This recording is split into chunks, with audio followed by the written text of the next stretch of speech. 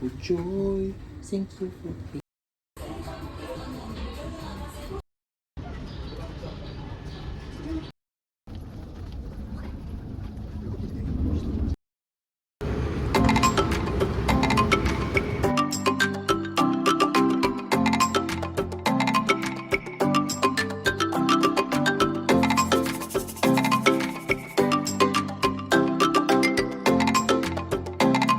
Après 8 heures d'avion, 45 minutes de voiture, on est enfin arrivé à l'hôtel et on a dû attendre encore quelques heures pour avoir la chambre, donc on était bien fatigués.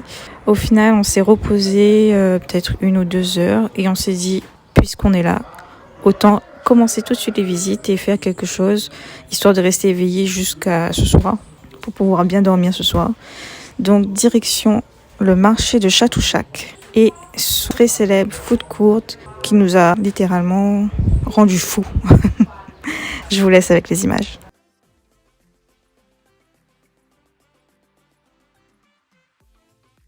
Je vois pas ce que je filme n'importe quoi moi.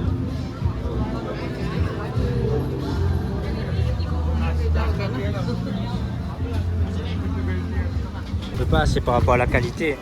Alors qu'est-ce que t'en penses? Comment ça se fait une voiture qui passe là? Il y a plein de monde, c'est bondé partout. Le train est plein. C'est quoi? Je pense que c'est un gros marché forain. Le truc est géant. En plus gros. Truc de fou.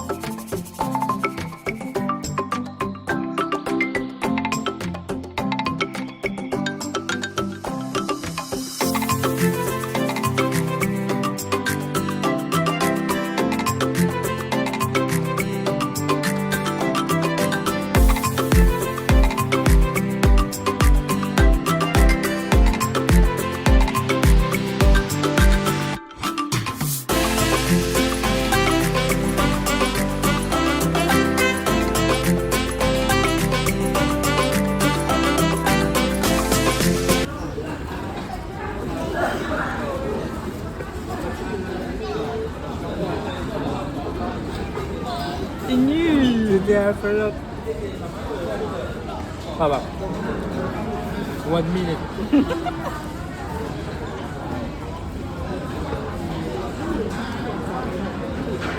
Look that.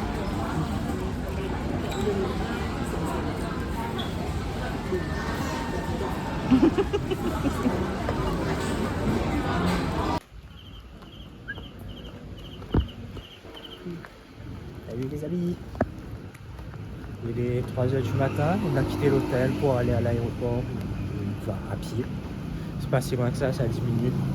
On verra si ça craint pas à 3h du matin, à 2, à Thaïlande. On est là et pas bien.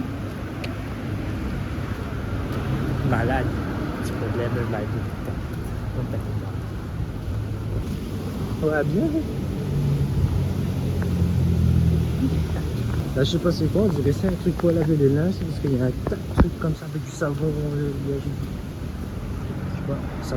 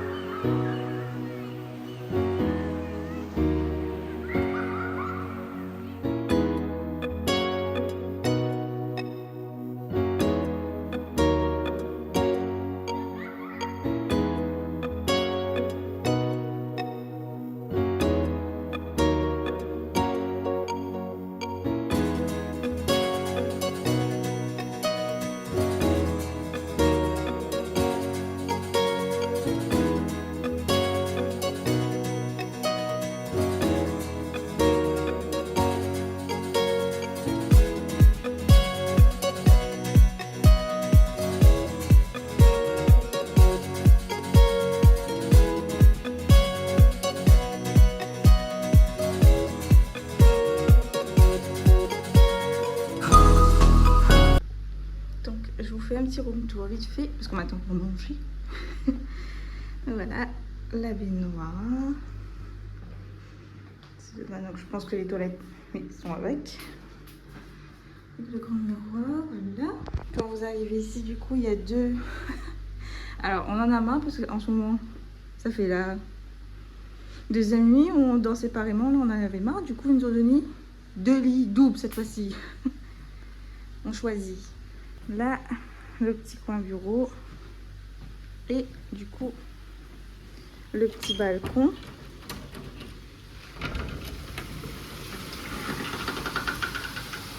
Qui donne... Ah, il y a un petit aperçu de la piscine là. Waouh! Voilà, c'est tout simplement magnifique. Et donc pour une nuit, 38 € pour 2 personnes. Je pense qu'on va passer une belle après-midi. Et une bonne nuit surtout. Il y a de l'énergie à reprendre là. Donc voilà, cet après-midi on a la première activité. Je pense que pendant une petite heure là ou deux, on va manger, profiter un petit peu de la piscine parce que sinon on n'aura pas le temps parce qu'on repart dès demain. Et donc voilà, on vous emmène avec nous de toute façon pour la première activité. Je suis pressée.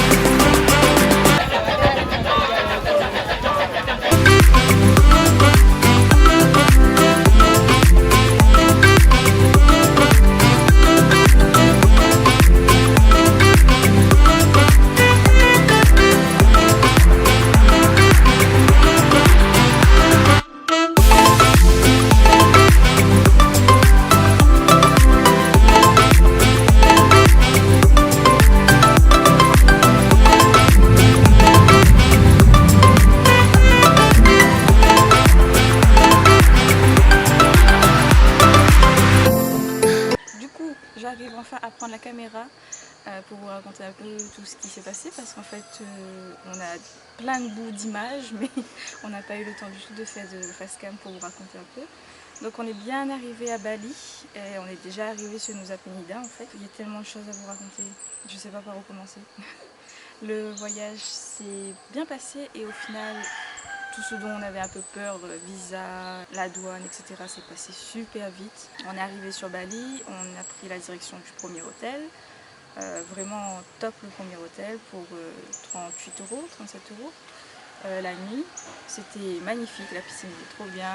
On a fait juste une nuit parce que le lendemain on devait reprendre le ferry pour venir à Nusa Penida. Nusa Penida, il y a beaucoup de choses à vous dire parce qu'en fait on a vécu des trucs de fou.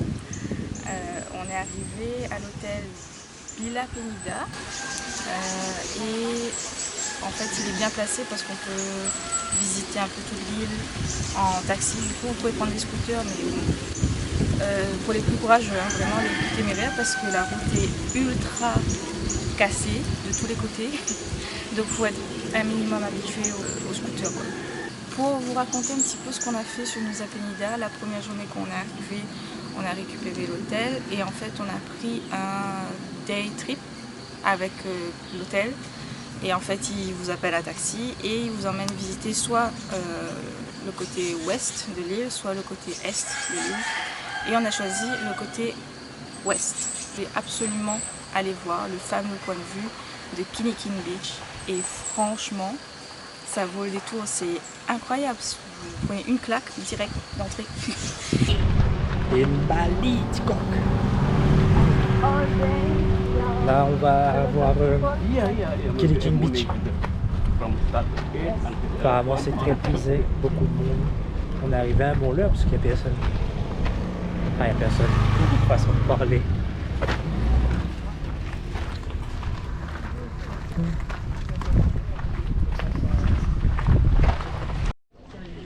Titi. T'es mal. T'es gâté. Alors les gâtés. Comment il dit? M'a trouvé un piège en blond les gars. Je me rappelle déjà plus comment il a dit. Une gars. Non, je sais plus. Non, c'est la gâchis aussi. Je sais plus comment ça s'appelle. Eh bon, nage en blond Bali. Il est content. Ouais. On a pillé Jacques tout. M'a pas encore vu les chi saumon. On a point ça les chi.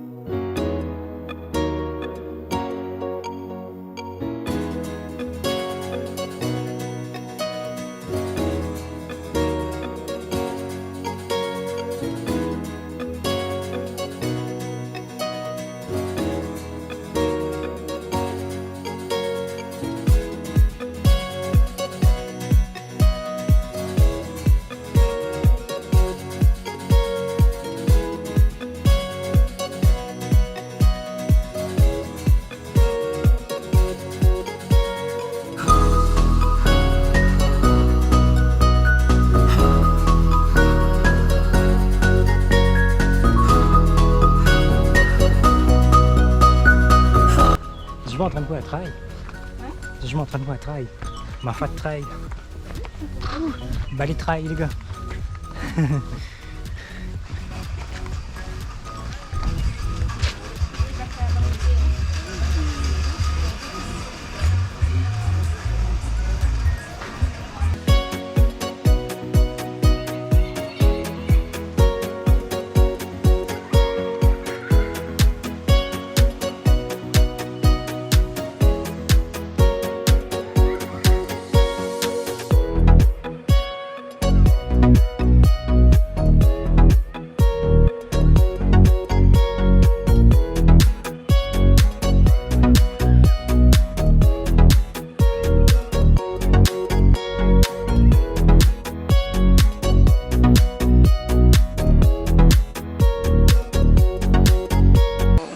Avec le guide qui fait chauffeur, guide touristique et photographe les gars, c'est génial franchement. Dans le prix tout est compris hein. Il y a 3 spots, le photographe, le chauffeur et le guide touristique qui vous raconte des trucs, donc ça vaut vraiment le coup.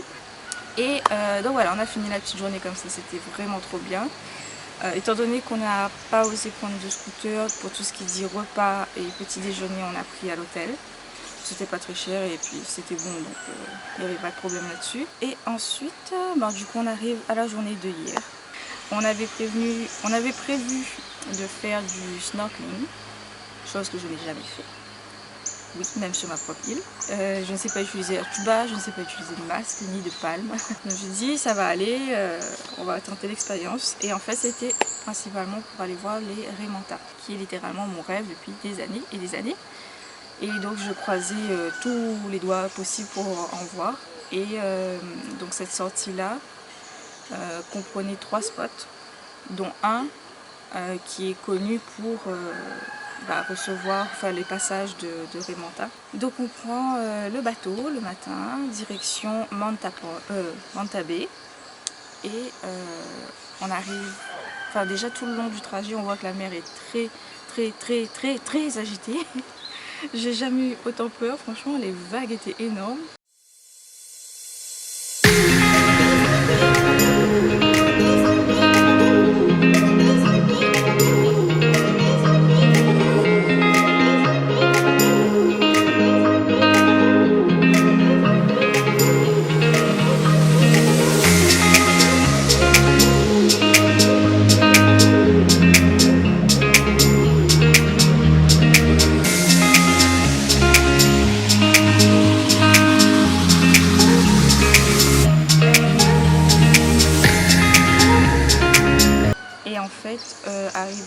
Manta Bay. Le guide discute un peu avec les autres bateaux qui étaient déjà là et il dit c'est mort, il n'y en a pas.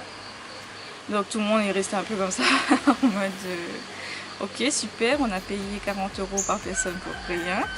Donc c'est génial, même si après on va avoir d'autres spots avec des poissons, les coraux, etc. Et c'est tout aussi beau, mais voilà, c'est le truc principal, quoi. Donc, et je pense qu'il a vu un peu comment on faisait la gueule. Il nous a emmené à un autre point secret, entre guillemets. Ils font pas ça pour tous les bateaux, parce qu'ils n'ont pas le droit, tout simplement. C'est une zone où normalement c'est que les... on appelle ça Plonger avec... les plongeurs... avec les bouteilles de plongée, quoi. Vraiment les professionnels. Il est d'accord de nous emmener. Déjà de 1, si on ne dit à personne, quand on retourne sur l'île, et de 2, si on est d'accord de raccourcir le temps sur les 2 autres points de vue, parce qu'en fait ça sera un petit peu plus loin. Et il faut quand même qu'il respecte sa tranche horaire avec chaque groupe. Donc tout de suite on lui dit oui, il n'y a pas de problème. Et en fait ce point-là, c'est pratiquement sûr que vous allez trouver des remontables parce que c'est une station de nettoyage pour eux. Ils viennent se faire nettoyer par les petits poissons. Donc ils restent plus longtemps, elles nagent ici, elles reviennent, elles repartent, mais elles reviennent. C'est pratiquement sûr d'avoir au moins une. On a fait tout le trajet, c'était beau, on a fait toute la côte, on a vu Diamond Beach de loin, on a vu toutes les falaises, franchement c'était magnifique. Et donc on arrive au point, et en fait, à peine arrivé, il me dit regarde dans l'eau, et je vois une grosse masse noire.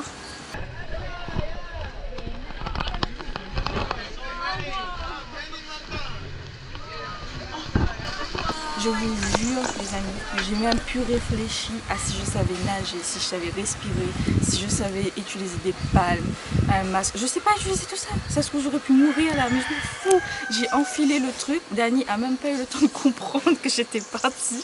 J'ai fait un saut de l'ange dans l'eau. En même temps que tout le monde, il restait que Dani dans le bateau, lui il a rien compris. On arrive dans l'eau, le temps que... une fraction de seconde pour que j'essaye de comprendre comment on met le tuba, etc. J'ai fait comme ça sous l'eau, j'ai vu une énorme remonta en plein dans ma figure. Le premier réflexe est très con parce que tu fais comme si elle va te manger alors que pas du tout. Et tout le monde a fait ce premier réflexe-là et le temps de se poser un petit peu au niveau des esprits, tu replonges la tête et là c'était magnifique.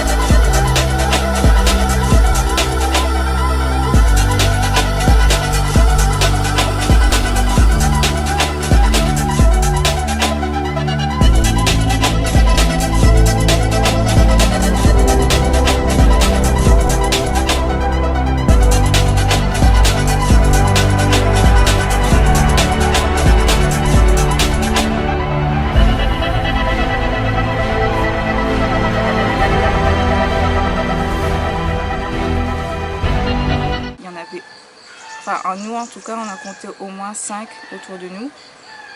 Il y avait peut-être plus parce que je crois qu'il y avait 2 autres bateaux qui étaient là et ils étaient tous, notre groupe était vraiment que entre nous avec ces 5 là. Moi j'étais perdu avec dans un coin tout seul, il y avait... Dani comme il est arrivé après nous et qu'il était tout seul, il en avait 2 déjà avec lui.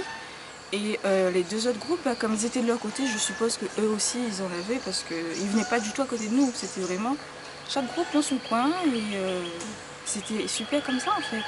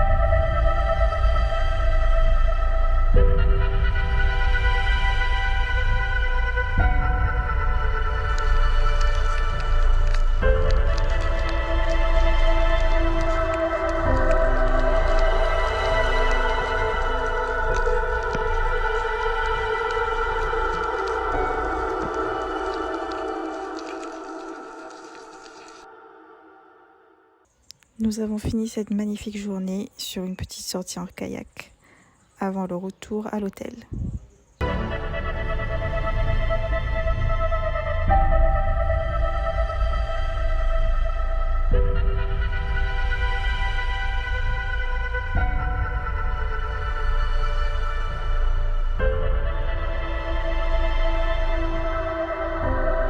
Que de toute façon ça restera la meilleure journée du séjour. Je ne sais pas ce qui va se passer après en Thaïlande, etc. Il y a encore le sanctuaire d'éléphants, mais ça restera quand même, en tout cas pour moi, peut-être pour Dani aussi, la meilleure journée. Parce que voilà, c'était incroyable. On repart avec beaucoup de souvenirs. C'était une île vraiment bien à visiter, à voir. Et puis, même les gens ici, hein, ils sont adorables, hein, que ce soit dans l'hôtel ou les taxis qu'on a pu prendre.